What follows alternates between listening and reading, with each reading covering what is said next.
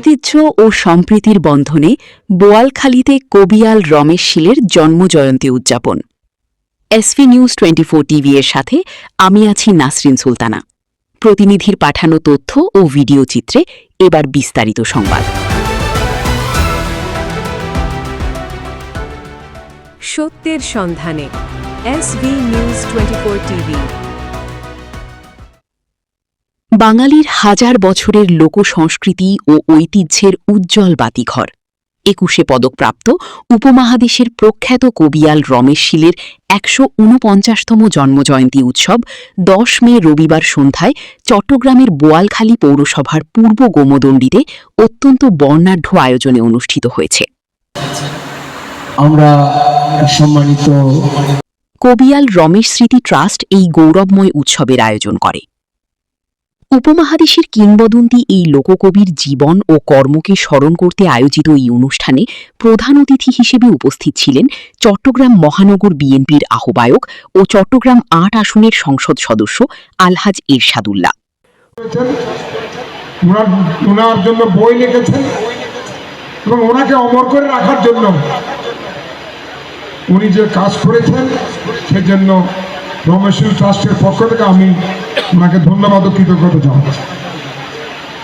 এইসব গুণীজন যে বোয়ালখালী পুরো বাংলাদেশের জন্য আমি মনে করি তারা আমাদের জন্য একটা অ্যাসেট। আজকে এত রাত্র সেই জন্য আমি এসেছি। আমি মনে করি যে আমি আশাবাণী ওনাকে শ্রদ্ধা জানানো। আমরা সবাই কিন্তু আজকে উনি নাই, ওনার এই জন্য এসেছে আমরা ওনাকে শ্রদ্ধা জানাচ্ছি। ওনার কর্মকাণ্ডের, ওনার যে মানুষের জন্য উনি কাজ করে গেছেন সেই কারণে কিন্তু শ্রদ্ধা জানানোর জন্য আমরা সবাই আসতেছি। অনুষ্ঠানে প্রধান বক্তা হিসেবে উপস্থিত ছিলেন শাহিন শাহ হজরত সৈয়দ জিয়াউল হক মাইজ ভান্ডারী কর ট্রাস্টের সেক্রেটারি অধ্যাপক AYMD জাফর। এবং আমার মতো সাধারণ লোককে এত বিশাল আয়োজনে বক্তা তিনি রমেশ শীলের আধ্যাত্মিক ও মরমী দর্শনের উপর গুরুত্বারোপ করেন। বিশেষ অতিথি হিসেবে উপস্থিত থেকে অনুষ্ঠানের শোভাবর্ধন করেন অদুল অনিতা ট্রাস্টের চেয়ারম্যান শ্রী অদুল কান্তি চৌধুরী।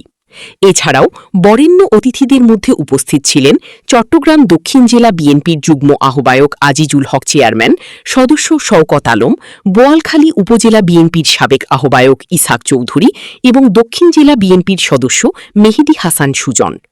প্রশাসনের পক্ষ থেকে উপস্থিত ছিলেন বোয়ালখালী থানার officer in-charge OC Mahfuz Rahman. এছাড়াও স্থানীয় গণ্যমান্য ব্যক্তিবর্গের মধ্যে স্বপন কুমার শীল, প্যানেল চেয়ারম্যান হাসান চৌধুরী, কামাল উদ্দিন, মোহাম্মদ নাসের, মহসিন খোকন এবং কপিল উদ্দিন সহ আরও অনেকে অনুষ্ঠানে উপস্থিত ছিলেন। আলোচনা সভা শেষে কবিয়াল রমেশ শীলের কালজয়ী গান ও লোকসঙ্গীত পরিবেশিত হয়। উৎসবটি এক পর্যায়ে লোকসংস্কৃতির এক মিলন মেলায় পরিণত হয়, যেখানে বক্তারা রমেশ শীলের স্মৃতি রক্ষার্থে তাঁর জন্মভিটাকে আরও সংরক্ষিত করার দাবি জানান। SV news 24 TV, Boalkhali, Chittagong.